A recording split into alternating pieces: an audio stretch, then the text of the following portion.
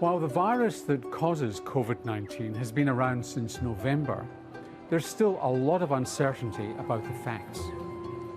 For example, is the virus running rampant in the community? The answer is no. The virus is not running rampant in the community. In fact, to date, as of today, we have only one instance of spread in the community, and that's between two individuals. Many people are wondering why COVID-19 has affected Italy so badly. Well, no one knows how it was imported there, but the virus spread in northern Italy under the radar and may have affected health facilities, which spread it even further without knowing. Then it spun out of control. Last week there were reports that there was a new virulent strain of COVID-19. Now that's probably not true. In fact, the virus seems to be mutating fairly slowly. There can be no symptoms or mild to severe fever, coughing, sore throat, fatigue and shortness of breath. The federal government's current advice remains the same.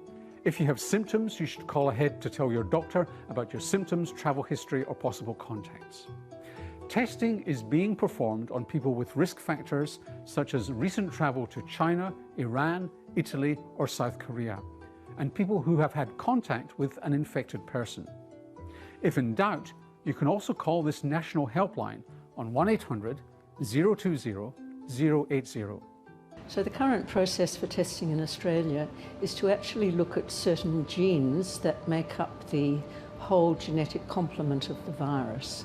And we do that, first of all, usually by screening one of these genes, one that's a very sensitive test, and then we do a backup test to actually confirm that it's the specific virus that causes COVID-19. If you have a chronic problem like heart or lung disease or diabetes, now is the time to make sure you're doing everything you and your GP can to make you as fit and well as possible.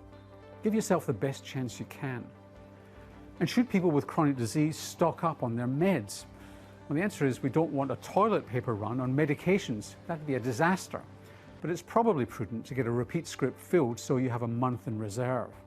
If you're a smoker, the lining of your lungs is more vulnerable and you're producing more of the receptors which the COVID-19 virus latches onto. So quit now. There are plenty of resources around to help you.